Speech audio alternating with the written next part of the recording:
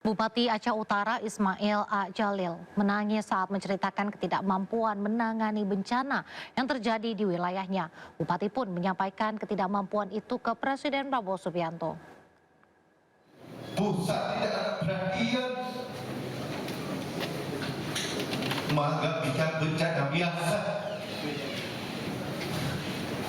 Tapi coba kita buka hati kita, coba kita lihat masyarakat.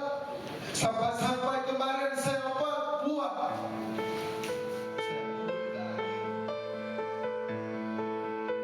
Dengan nada bergetar, Bupati Aceh Utara Ismail A. Jalil menceritakan bencana banjir dan longsor yang melanda di wilayahnya.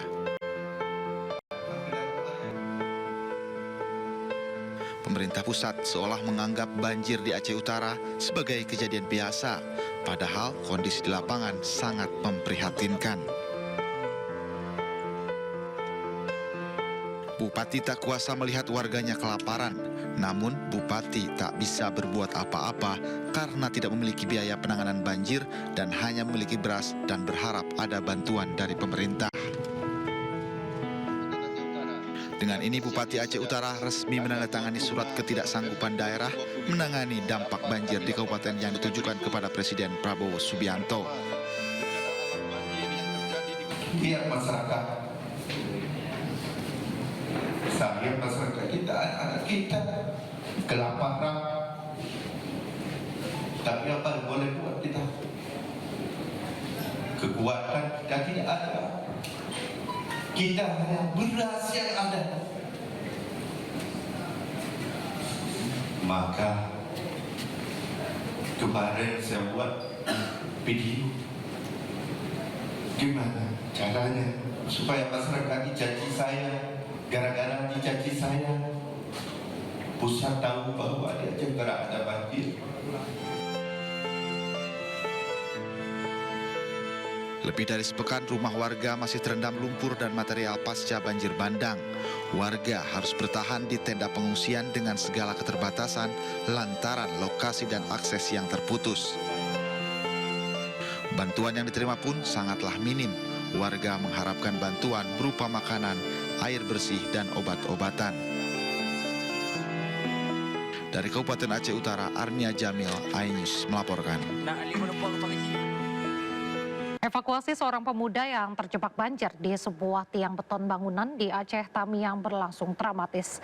Dengan alat seadanya, warga berhasil mengevakuasi korban menggunakan seutas tali selama 7 jam.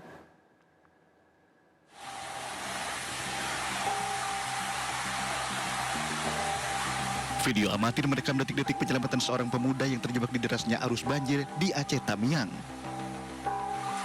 Dapat. Sikit lagi. Ya Allah. Pegang kuat, pegang kuat. Dengan seutas tali sejumlah warga mencoba menolong korban. Momen mendebarkan terjadi saat tali yang dipegang korban tiba-tiba putus.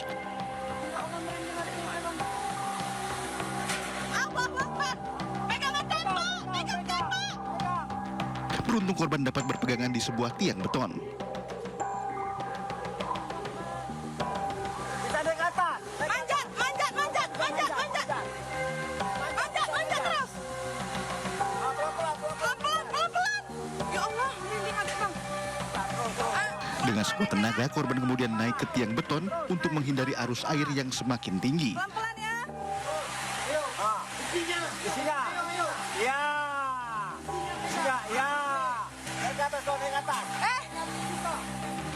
Selama berjam-jam korban bertahan di atas tiang beton sambil menunggu bantuan pihak terkait. Nggak sanggup, udah pelan-pelan ya, pelan-pelan. Bantuan yang tak kunjung datang membuat korban menggigil kedinginan hingga gemetar. Tengoklah, gemetar dia udah lama. Ya Allah. Bismillah ya Allah, bisa ya Allah. Bismillah ya Allah, bisa Allah. Warga kemudian mencoba menyelamatkan korban dengan seutas tali. Dek, diikat dulu di badan. Iya, ikat dulu. Setelah tali berhasil diikat di tiang beton, dengan sisa-sisa tenaganya korban kemudian perlahan turun dan berpegangan di tali.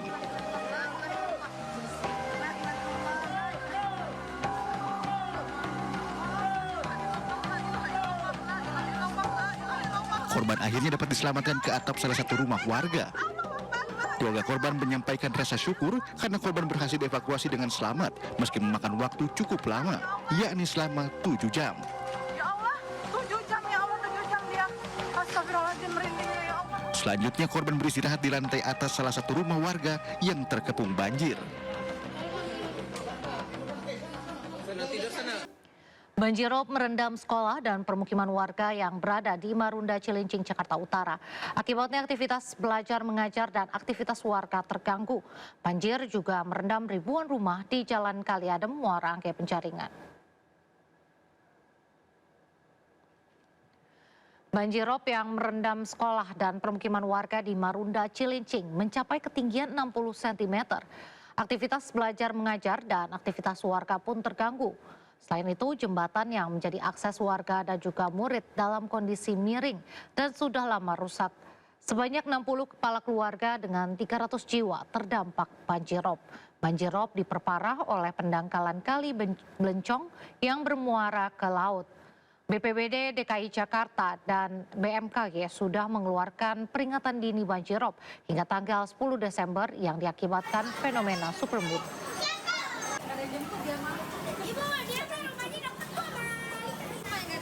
Air laut ini lewat aliran kali Sungai Blencong, Pak. Blencong. Iya. Ini Sungai Blencong ini emang apa namanya, emang udah dangkal atau seperti apa, bisa jelasin? Kali ini kayaknya sudah dangkal, Pak. Sudah dangkal, juga kali sudah penyempitan. Dulu kali lebar, Pak. Lebar sekali kali ini. Nah, udah penyempitan juga udah dangkal, sudah banyak lumpurnya. Jadi kalau air rob dari laut lagi pasang, jadi air laut ini cepat naik ke perkampung-perkampung.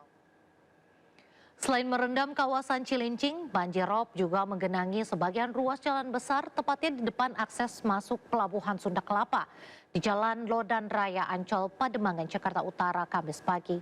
Sejumlah pengendara motor yang hendak melintas banyak yang mogok. Genangan air yang merendam ruas jalan cukup tinggi, yakni lebih dari 40 cm. Banjirop yang merendam ruas jalan ini akibat air pasang laut yang masuk dari celah-celah tanggul yang berada di dalam Pelabuhan Sunda Kelapa.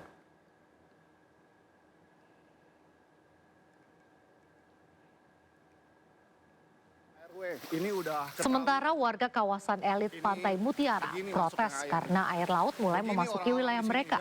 Muka laut yang sudah semakin tinggi bahkan melebihi tanggul sebuah kafling tempat parkir jet ski membuat air laut dengan deras memasuki kawasan elit Pantai Mutiara. Bahkan banjir akibat tumpahnya air laut ini menggenang hingga di depan apartemen Pantai Mutiara.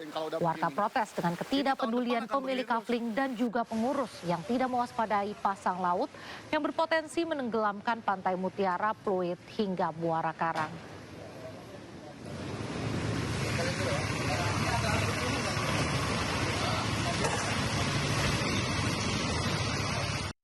Jerit tangis seorang anak pecah saat melihat ayahnya tiba di lokasi pengungsian korban banjir Sumatera. Sang ayah telah 4 hari terpisah dari keluarganya saat banjir menerjang.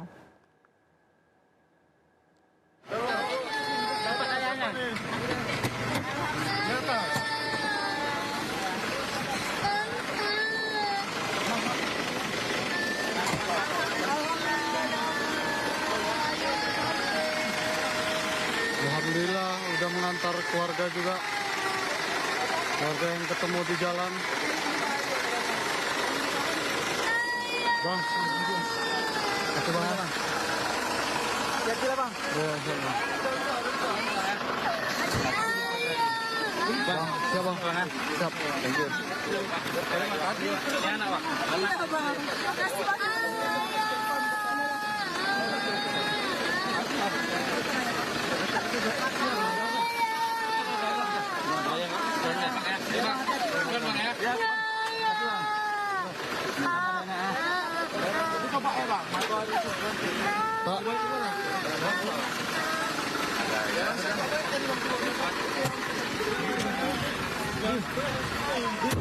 Din.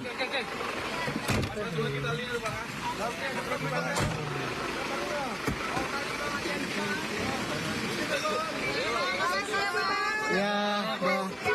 Ya. Doakan kami selamat, Bu ya. Bang, makasih ya. Bang. Rezeki. Ya, bang. Terima kasih, Bang.